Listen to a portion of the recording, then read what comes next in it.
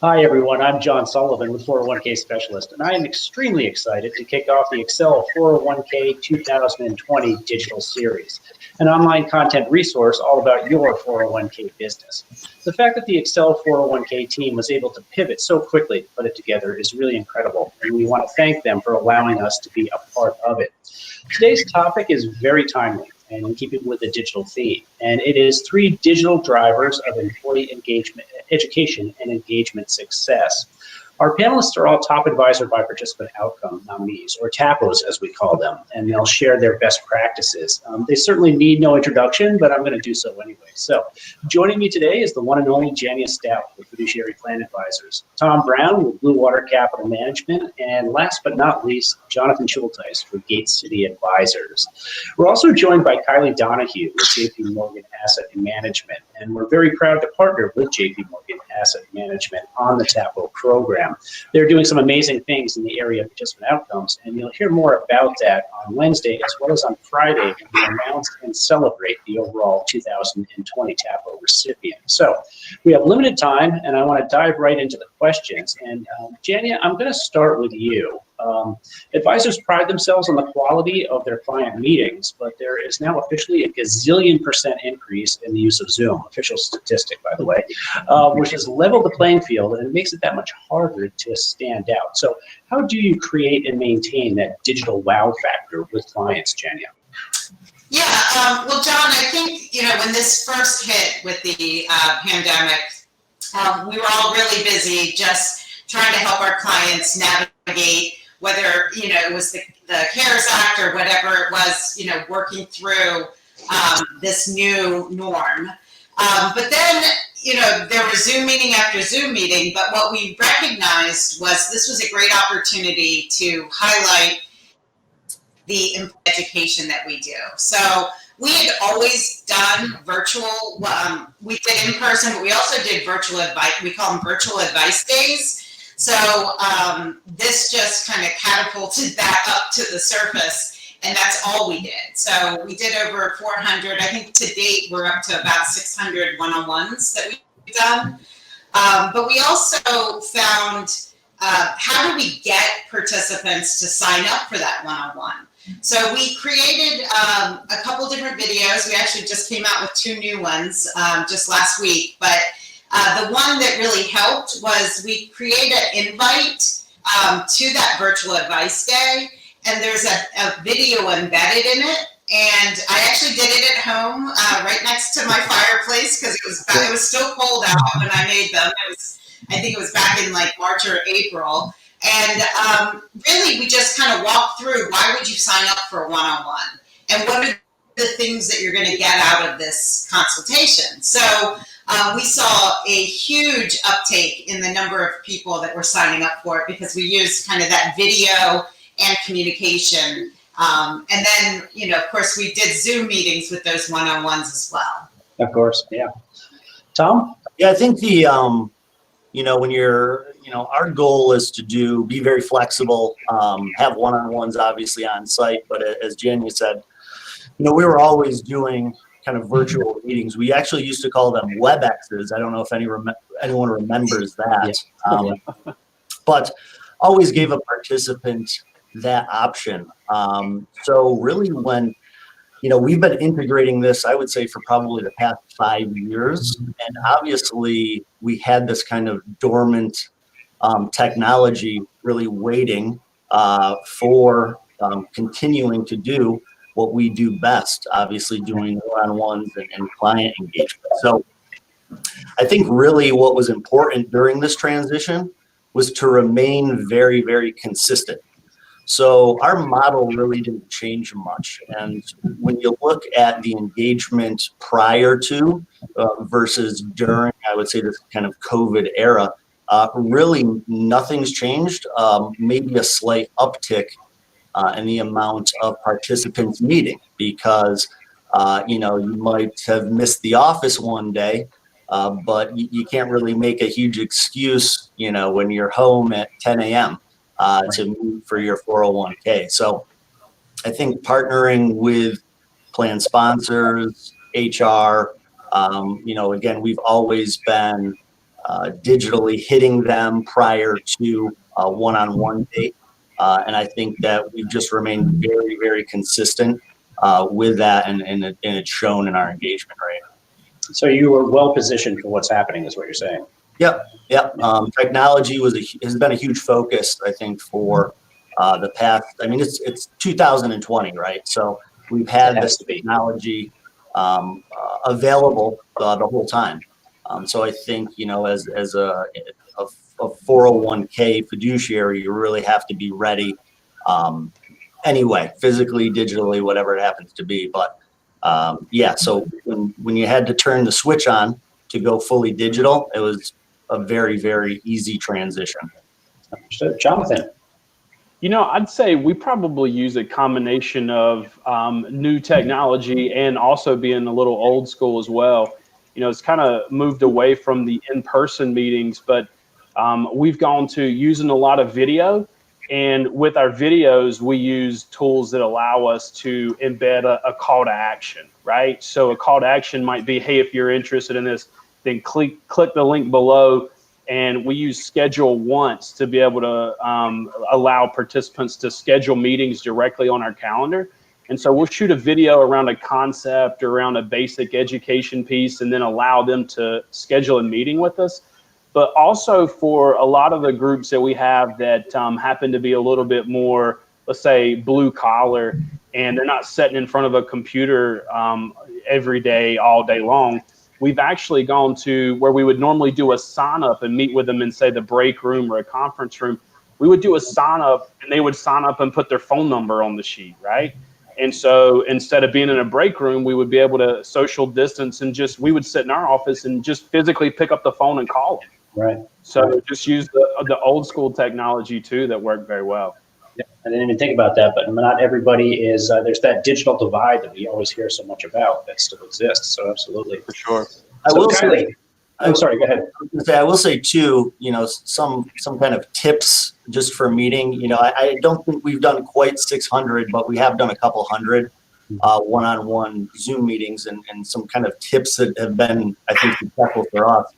I know we can't do it on this platform, but I think that the digital background with your company's logo is really important. I've got nothing but positive feedback there.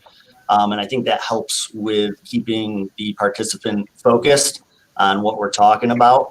And also having, several kind of monitors at your disposal is also very helpful. As you start to get in depth with a client meeting, you may be pulling up outside assets and using different programs. So it's important. And these are simple things, but have made a huge difference in being efficient when you're doing a digital meeting. Understood. Kylie Donahue, I want to bring you in here for the provider perspective and some of the advisors that you work with. What are you seeing from them? Yeah, I mean, a lot of what we just heard about. I would say that one of the things I wanted to do today is just reach out to the record keeping side of the house at J.P. Morgan, just to get their perspective on what's been working well with the plan sponsors. And, the biggest thing that I heard is that when they do their client reviews with their advisor or partner, that in the beginning, there was a lot of little mistakes. They didn't confirm what type of technology the plan sponsor had. And so there was a lot of hiccups. And so now everyone knows, hey, let's find out what they are able to access via their company. Can they access Zoom?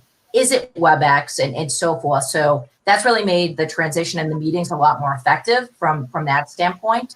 And then I also talked to the retirement education consultants to see what has been working for them. And they said in the very beginning, they were using WebEx.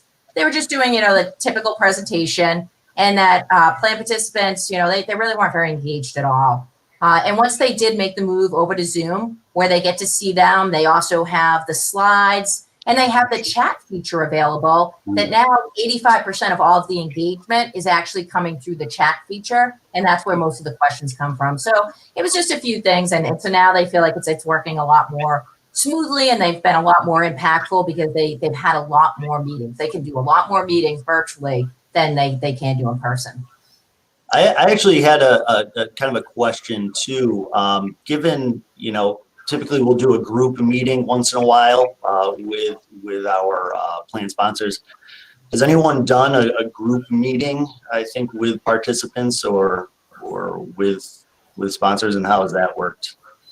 We actually did. Matter of fact, we just recently brought on a new client. The whole sales process was done electronically through Zoom and those kinds of things. And so when we transitioned, taking over the plan, we had to introduce ourselves and our services to all of the participants. And fortunately, this was an IT company, so it was totally up their alley. But we did a Zoom call and basically put together a PowerPoint presentation. It was like, here's who we are, here's what we do, here's what we can help you with. And I'll say the response was amazing. We had a lot of folks that wanted to schedule follow-up meetings. We had folks where we actually got on Zoom and walked them through getting enrolled in the plan. So in my opinion, it worked probably better, at least as good as being in person. Excellent. Cool. Great. Now, moving on then, how have the reporting metrics that you provide to your plan sponsors about participant engagement and success, how have they changed in this remote digital environment? And is it harder, easier, no change in terms of what you deliver?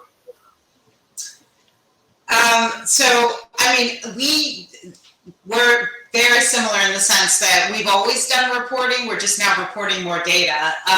Right. So so this is, to us, it's super important because I think as advisors, we know that many of us work super hard to take care of our clients. I've always said this, the more you take care of your clients' employees, the harder it is to ever get you replaced. So, Right. but you got to tell them all the stuff you did. So we have 4 people on the team that are participant success advisors. That's their title. And that's all they do is one-on-one meetings. And they also do some group meetings, and we're starting a podcast. So they're kind of engaged with all of that. But we do a one-pager. Let's say we do a virtual advice series. So we have a client that maybe we'll pick 3 or 4 days where we'll do virtual advice. We actually have a financial assessment tool that the participants sign. They get a link and they have to answer all these questions. It's only like 8 or 10 questions. And then at the end, we use Calendly to set up the one-on-one meeting. I've tried a bunch of different ones. I'm always looking. None of them are perfect. Yeah. If I start another company, it would be a technology company that could do a good scheduling. But if you have multiple advisors, anyway, that's probably another comment for another time. But so what's cool about that, the assessment tool, is when we go into the one-on-one with that participant, we already have a bunch of data about them. So our process, we actually pull up their account prior to that meeting so that we hit the ground running right when we're engaged with that participant. Right. And then track it. We use Salesforce. We have a custom CRM built to track the interactions. And each client that we go through, we have goals for the year. We call it an education strategy meeting every year.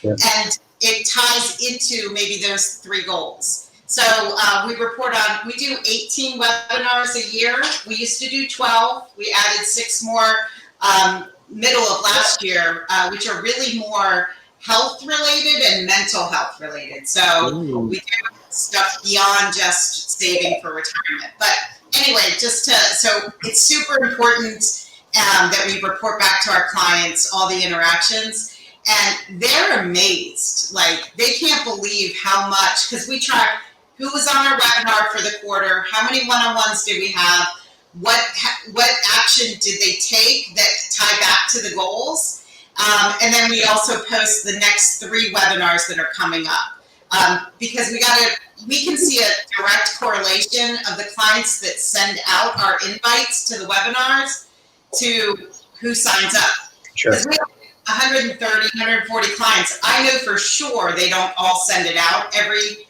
month. So, but I can tell just by seeing who attends, who sent it out. Because we usually get at least one person from every company.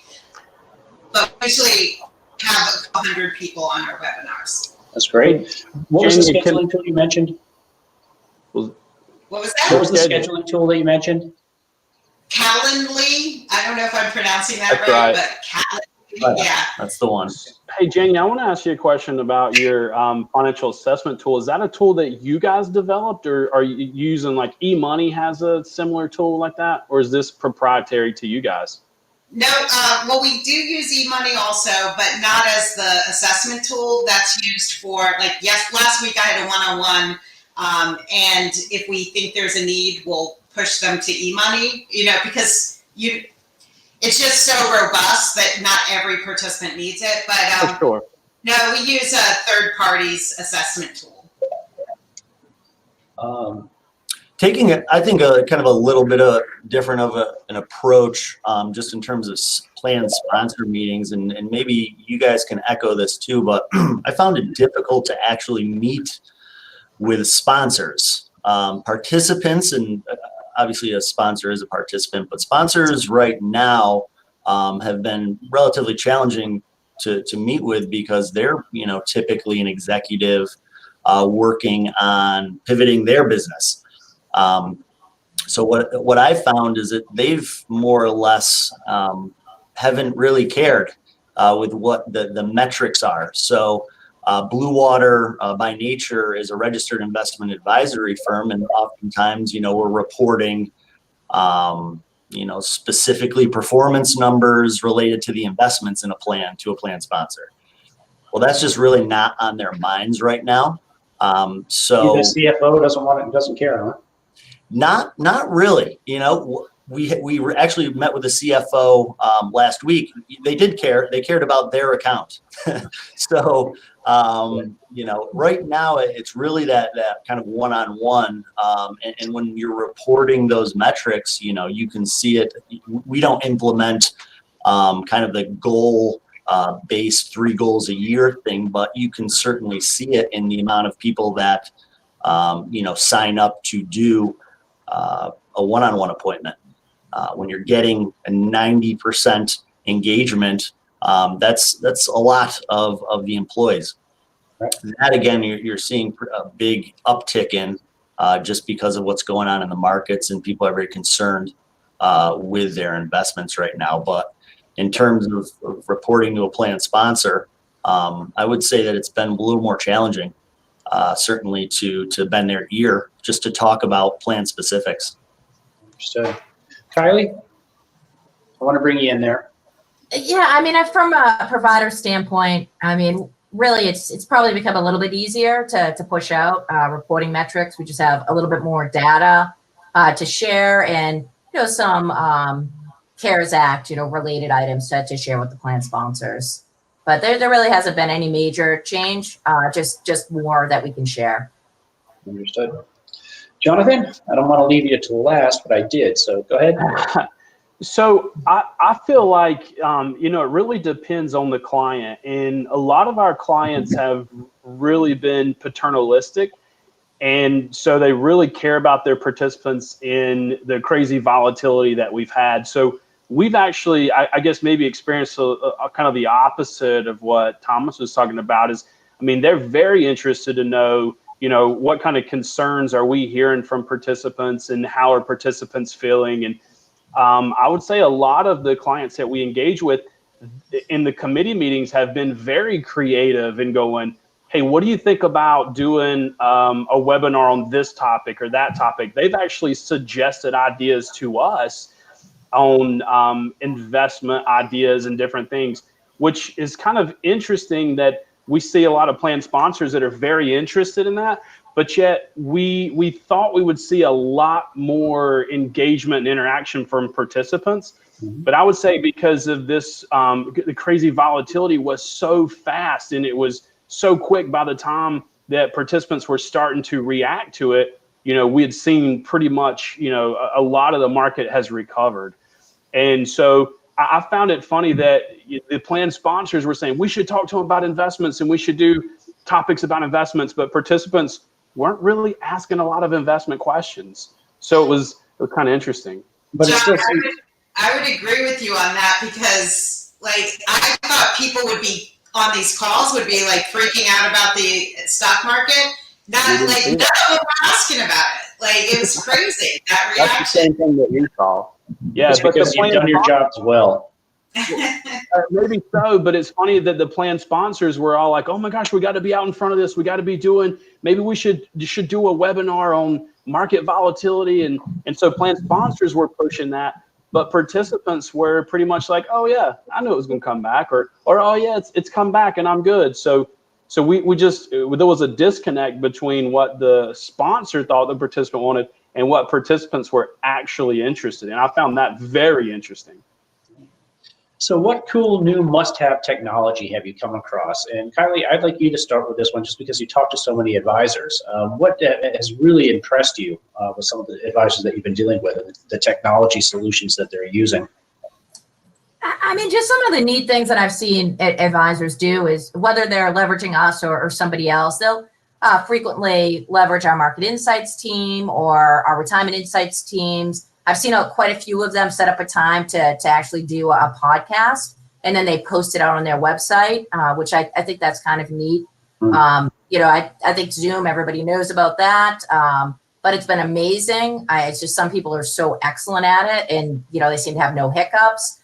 So I've been pretty impressed with some of the usage there, and I've just seen a lot more brain sharks. And one of the things that Jania mentioned is the fact that you use something like Time Trade, or I can't remember the version you use, but it's so helpful and easy to be able to schedule that one-on-one meeting by having somebody just click right on your email or however you sent it out. So it's just I'm going to toss it out to the rest of you as well, but that's a very good point. I'd like you all to answer is, right now, should you have a podcast? Should everybody have a podcast at this point? It seems like everybody does, but should you if you don't? Tom, why don't you go? Yeah, I think obviously there's an explosion in podcasts, and it will, I think, be difficult to differentiate initially. You're going to see a lot of new entrants to podcasting and financial advising. I think it's great though, and a great start would be your current client base, right? So we're a step behind in that respect. So we don't have any ambitions at the moment to do a podcast, but we've really kind of enhanced our digital marketing newsletter, talking about different topics, planning, really starting to segment our client base in who we're targeting with a particular blog or newsletter. Podcast is just kind of that next medium of multimedia. And I think it's something that as your business grows is certainly something to consider. And if you can't maybe do a full-blown podcast right now, certainly getting involved with interviews, whether it be on the radio or dovetailing, yourself off of someone else's podcast. Getting involved with that, I think, is a great start. But I think it's where things are certainly going. So you've got to have a kind of a game plan, I think, to implement that to your practice. Jonathan? I love that concept. And like Thomas was saying, I do think it's a crowded space right now, but I love the concept. I think if your idea is to start a podcast for participants, I think it's great, especially if you've got a large enough participant base. I think it's great. It's a lot of work to do. And it's, if you're getting out and thinking of it as this is a business development tool, I don't know if that's the right idea, just because the space, I think, is starting to be so crowded. But I love the concept. I do. But I don't really see any intention right now of me starting one. But I love the idea for sure. So, Jania, I know that you're all over this. So why don't you talk about That's why I saved you for last. Yeah. So the one thing that I would share too is we all are. I know everyone's busy, and probably listening are like, "Are you kidding me? Like a podcast? Like there's only so many hours in a day." Yeah. But let me kind of walk you through where we got to this. So we started off doing 12 webinars a year. We've been doing that for over 10 years. It's like a well-oiled machine. Like it's a lot of work, but we do it. It's the third Wednesday of every month. We publish the calendar a year or 3 months before the beginning of the next year. Then we increased to 18 webinars because it really, when we survey our clients, it's the number one thing that they really, really like. But so what happened during quarantine, I started getting questions from my oldest daughter, who is a senior, or what's called a firstie at West Point. And they, what happens at West Point, they give you a loan when you're after your junior year. It's an interest-free loan. It's called a Cal loan. And so all these cadets were like wanting to invest their money because they got this Cal loan. So I started getting questions from parents. My daughter plays on the lacrosse team there, that asked me if I could do like an education for the cadets on like what the stock market is, right? And then I started kind of bringing this up at committee meetings to our committee members, saying, hey, you know, kids are at home, like young adults are at home right now. Would this be of interest? And everybody was super excited. So we had our first one we did a few months ago. We called it a family affair, and we talked about financial literacy for the younger adults, older children. So our target age market was really high school and early, like, and college age, or maybe even like right when they enter the workforce. We had 120 kids on this webinar. It was pretty cool. One of my clients had his whole daughter's school log in, and the teacher like helped facilitate it. It was pretty cool. That's cool. But from that, we decided to, the reason why we're moving into podcasts is I'm hiring younger people into our team, and I want to get them excited about something. Because like in our business, it's very flat, right? So we have 13 employees, but like it's a pretty flat organization. And so how do you keep the young ones excited about being in this business? So technology is one way we do it. And so Catherine and Keith, they're 26 and 24 or 23. They're young. So I thought, who better to do a financial literacy? They're going to call it's called the Financial Times. So instead of financial, and it's geared towards that younger adults. And so anyway, that's why we're doing it. But they're excited about it. It gives them something to really focus on. And it's just an additional value add.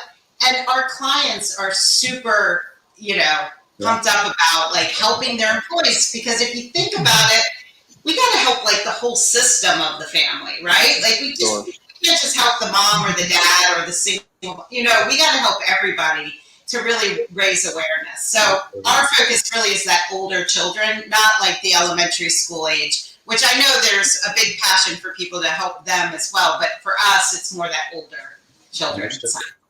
I do want to point to our poll question, which is up now. And how much has the COVID crisis forced you to change the way you deliver participant education? And that is for our viewers to chime in. They would be really interested to see the results of that poll question. So the last question that I want to get to is to tell us one thing that the other panelists and attendees would be surprised to learn about your business that we would not know. And again, it doesn't have to be necessarily technology related, but just something fun. So Jonathon, why don't we start with you? Oh my gosh, something that would be exciting and fun for you to know about my business. Holy cow. Best-selling author. That's well, I'd like to say best-selling author, but yeah. So I have a couple of books that I've written. I'd say one of the biggest things that I'm trying to work on right now, and it kind of relates to the panel and the conversation about technology, but really using like a Kajabi, which is a software tool that is really based for education. And we're taking the concepts from my book that I wrote for participants and really building out things through Kajabi so participants can go and watch videos and interact and engage with those folks. I'd say probably the thing that makes me different, I feel like I'm a financial advisor, but I'm a tech nerd too, trying to figure out how all these websites work. I mean, I've built 3 websites on my own, so it's like, I don't know, I just get excited about that kind of silly stuff. But so yeah, that's probably what's different about me. That's excellent. Kylie, we know a lot about J.P. Morgan Asset Management. So if you want to just say something about yourself or the firm, completely up to you. Yeah, I mean, I think one thing is just, I've been in the DC space for over 20 years and record keeping, DCIO management. I think for the panelists, they might be surprised to know that I worked at a very large DC shop for a little over 2 years. So I have a lot of, experience really, walking in your shoes. That's great. Tom? Yeah, so as I mentioned before, Blue Water is a registered investment advisory firm that originally was focused on investment management, and we kind of branched out in a couple directions. One, doing third-party asset management, so an advisor can use us to design their investments and their model portfolios for their clients. And then we branched out into the retirement plan space. And then what I've done, which I think is a little unique, and I'm not sure many people do it in the industry, is essentially what I would term third-party 401k management. So we actually have regional advisors that contact us to set up, design their 401k like a traditional fiduciary might. But what we do as well is actually provide advisors with the whole process. Right, so the questionnaires, and we meet with the participants as well, helping them to kind of convert business. And it's a really kind of hands-off, not just for the plan sponsor, but for an advisor who, let's say, isn't really focused on this field, has a couple of plans, has a couple of great relationships, sees the opportunity, but doesn't want to be an expert in the field. So third-party 401k management is kind of a new, I think, industry, and we've been very successful in not only establishing plans, but generating quite a bit of outside, assets from that. Understood. And you're a Syracuse fan, but I don't hold that against you. So we started with Jania. We're going to end with Jania. So tell us something we don't know at this point. You're everywhere. I don't know what we would not know, but please go ahead. That's a tough one. Well, I'll tell you, I'm huge on hiring young people right now. So I think if you look at our team structure, I love everyone on our team. We have a lot of senior people, but in the last 5 years, I think the first time I got asked the question in the sales finals, what was my succession plan? And it hit me that I don't look 22 anymore. I'm like, what's going on here? Why are they asking me what my succession plan is? So I kind of recognized that maybe we should hire some young folks, but I was nervous because I thought, we're big ERISA geeks. We know compliance and plan consulting, all of that. I mean, we're investment advisors first, but we're really more on the ERISA side. But I have been just blown away with how awesome these young folks are. And Catherine on our team, she played women's lacrosse at University of Maryland, won the national championship, went out and found her. So I went to the coach and was like, do you know anyone that's looking for a job? She was pre-med, she never took a finance class, and she'll have her CFP by March is what she's hoping. So I just would say what you don't know is probably, I'm all about hiring that next generation. And then lastly, I do want to share with you guys and gals some great technology. And Jonathon, you might like this. So we're in beta right now it's not ours, but one thing we do is on Monday mornings for our team Zoom call, Catherine and Keith have to bring some new technology to the team meeting. And if you guys, Zoom is awesome and we're going to use it for many, many years, but there's some cooler technology than Zoom out there. And so I encourage everyone to just Google FinTech. There's FinTech Awards. That's where I steered Catherine and Keith to look. But we're using this new technology called It's MHHMM. So it's very hard to say. It's like but it's so cool. You float in the screen, you can get bigger and smaller, and you can have your presentation there, you can point at it. So definitely, you know, I kind of contemplated, I was like, do I share that like secret sauce that we're working on? But I'm all about helping everybody, so I can't keep it a secret. Totally check look that into out. that. But if you don't find that, I mean, just look at fintechs are coming out with all kinds of stuff. So don't stop at Zoom. There's so Constantly much changing. more we could do, and I think we're going to have to do it. It's exciting right now. So that's my little tidbit. Yeah. This has been fantastic. We are over on time. We do have a number of questions here, but I think that what I'm going to do is go ahead and send those around just so we can keep to the format. So Ryan, John, Kathy, Derek, we'll try and get those questions that you have here answered and back to you. But this has been fantastic, guys. This is exactly what we were looking for. So thank you so much for making time. I knew that when we had the TAPOs on here, it was going to be something fantastic and something really special, and you definitely came through. So thank you for that. Kylie, thank you so much for the product provider perspective. Did appreciate that as well. And we will see you here soon on Friday for the announcement of the overall 2020 TAPO recipients. So definitely looking forward to that. So thank you, everyone. Do appreciate it. Thank you, guys. Bye. Bye now.